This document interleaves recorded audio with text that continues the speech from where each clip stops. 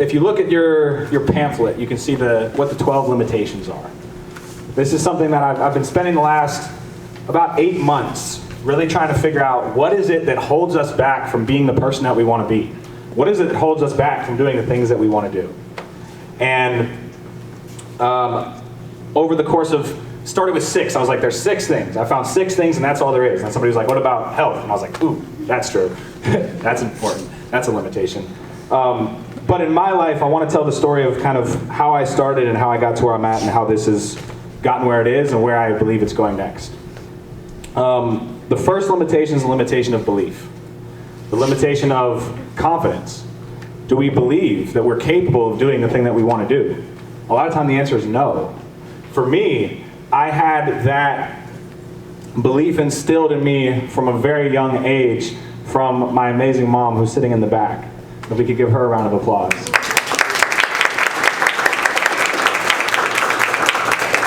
My dad is also here today. Both of them very supportive of everything I wanted to do. I was never told, no, you can't ever do that. That's impossible. I was told, yes, go for it, go for it, go for it. So even as a kid, I had this belief in myself. I knew that I could achieve what I wanted to achieve, and that was never shut down. That was always true for me. The second limitation is rules. Rules. There's rules to society. There's rules to science, right? There's things that can hold us back. And the place that I found that I was able to craft my way around these rules to do things the way that I wanted to do was the basketball court. Basketball is a game. There's rules. There's lines. But there's a lot that can happen on a court. And growing up, that was my creative space where there were rules, there were restrictions, but you were allowed to be completely creative within that. And I was able to apply that mindset to so many things throughout my life. But even as a kid, I started to look at things a little bit differently. Culture, the third limitation. Culture, I look at my siblings, the culture that they were able to provide. Unfortunately, none of them were able to be here today. They had other things going on and were not able to make it. But the culture that they provided me growing up, where we moved around a lot. I never lived in the same house for more than 2 years since I was 7 years old. We jumped from place to place, never went to the same school for more than 2 years in a row. So friendships were not consistent. I didn't have consistent friends. One of my longest standing consistent friends is right here, Joey Reedy. He's an amazing human. And the culture that my siblings were able to provide growing up, the culture of we're all here for each other, we're all in this together. It never felt like my childhood was dark. I never felt that. I didn't feel any of that. And we had highs and lows. There was goods and there was bads. We moved a lot. But we had that family unit and that culture of such strong support that it gave me the permission to be myself without any hesitation. Between both my parents, my siblings, I got that support around me. The limitation of clarity. I knew exactly what I wanted to do with my life. I was like, I'm going to play in the NBA. That's what I'm going to do. Didn't happen. So that was clear. I was clear though. I was like, this is exactly what I want, and I didn't get shut down on it. This is what I'm going to do. But then you hit that fifth limitation of desire. How bad did I really want it? Did I really want to play college basketball? Did I really want to play in the NBA? And I had to get to a place with myself where I realized the answer was no. I didn't. I didn't want it bad enough to actually make it happen. I could have. I had a couple opportunities to play college basketball. I could have kept pushing that. Probably could have played professionally if I had put in the time. But I wasn't there. I wasn't good enough at the time, and I didn't put in the effort. I was like, I didn't want it enough. And so what did that tell me? It was maybe there's something else that I want more. And I love the game of basketball. Basketball is where I found my passion. It's where I found myself. It's where I collaborated with my brothers. And that's where my desire started to spark again, but in a different way. At 18 years old, I opened my first business called Hoop Brothers. The goal was to help high school basketball players get scholarships for college. So I started with picking up a video camera. That's not true. Actually, somebody here bought me a video camera. Christina, who I've known for a very long time, bought me a video camera. And I went out and started filming high school basketball games. The beginning was just a hobby. I was like, oh, this is fun. I can help my brother. I can help some of his friends to get scholarships for college by creating a highlight video that they can then send to a college coach and use basically as a commercial. But the first event that I attended, we sold 28 videos, And I realized this could actually be a real business. I could actually grow this and scale this and make this into something. So over the next couple of years, I started to do that. I started to build a small team around me. I was hiring videographers, hiring friends of mine to just come out to events and say, hey, can you help me film this? Didn't really know what I was doing. I had no clue. But we were starting to get some traction. We were starting to gain a lot more support in that. And the biggest roadblock when you hit the limitation of knowledge was I didn't know how to scale a business. I didn't know how to do that. And I had an amazing mentor. Her name is Pam, and she is not here today either, but when she sees the video, I love you, Pam. And I remember sitting with her and I was trying to close a national partnership, but I didn't know how to do it. I was like, how can I get videographers in different places throughout the country to cover all these different events? Do I have to travel? Do I have to ship equipment? How am I going to do this? And so I didn't do anything, and I stopped. And I realized so many of us, when we hit what we don't know, that's what I did. I said, I don't know how to do that, so I don't know what to do, so I quit. But I remember sitting in multiple meetings with her, and she said, figure it out. Oh, just figure it out? Like, Google it. Oh, Google it. Oh, okay. So I Googled it, and what came up was Craigslist. Craigslist, I'm gonna hire videographers on Craigslist. I was like, this is a great idea. We're gonna ship some camera equipment, we're gonna have them get it there, and then they're gonna go to the event, and it's gonna work perfectly. Guess what? Did not. It was a failure. It was a complete failure. We had 8 events that we were supposed to cover. I think 4 of them got fully covered. The other 4, we had videographers not show up. We had problems with the cameras getting to where they needed to be. All kinds of situations that it was just very difficult. But luckily, I was smart and I talked to the partner that we had partnered with and told them, hey, this is a learning experience for me and we might mess up. But if we don't, you're gonna get paid too. And they're like, okay, cool. So I had their support. I had support from the partnership that we were in because we offered a percentage of our sales to the event. For us to film, they would get a percentage of the sales, but I told them this is gonna be a growing process. I wanna grow this with you and be able to scale that larger as we continue to grow. And eventually we did. We tweaked that process. We tweaked that process. We tweaked that process. And started hiring more and more videographers. That account became a $400,000 account over the course of 5 years. We started a huge network of videographers with over 250 videographers. But before that, I had to face the limitation of time.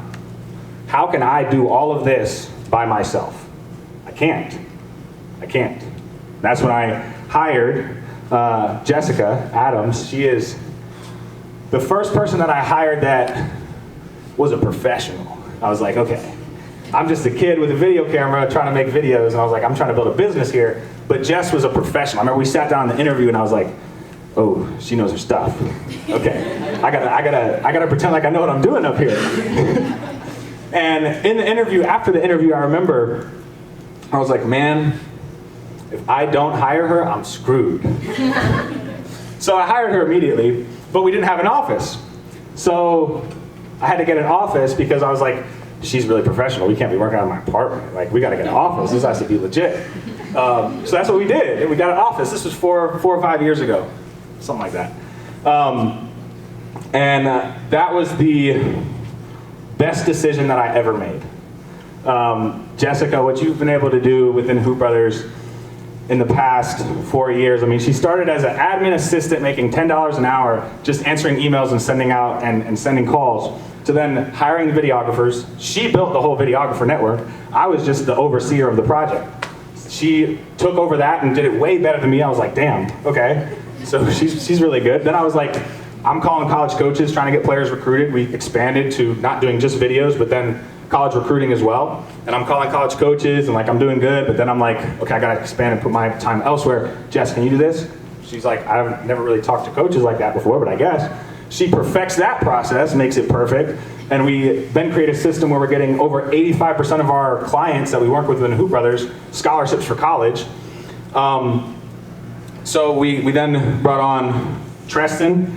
I had several other people that helped me. I can't name them all, but there was 50 people easily that were a part of Hoop Brothers at some point, helping grow that company and scale it to where it is now, where we have hundreds of videographers, we have international partnerships. I could not possibly have imagined that happening. And then last year, I decided to step out of the business full time. I said, I love Hoop Brothers, I love what we're doing, but I have a deeper passion. I'm passionate about education. I want to change the way we look at the education system. I want to change the way that we look at how we go about learning. It's not about the information that we're presented, it's about the way that we approach the information that's presented. And so my goal was to step out of the business and scale back so that I was able to work full-time on Divergent U, on leadership training, on working with entrepreneurs, and the business was still able to run itself. So not only did I overcome the limitation of connections through all the people that I had met, through the relationships that I built, but I overcame the limitation of money. I was able to get to a place of freedom for myself, where the business was running itself, I had great managers, great leaders in place, and I could literally not work at all and still get paid.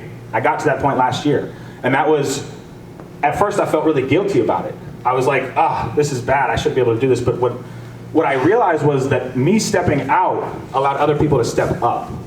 And more people were able to bring more to the table. We were able to hire 2 of our interns, Steven, we were able to bring him on. He's now running our recruiting department. We were able to hire Jared. We were able to hire multiple people because I was able to delegate the things that I wasn't as good at and surround myself with people that were.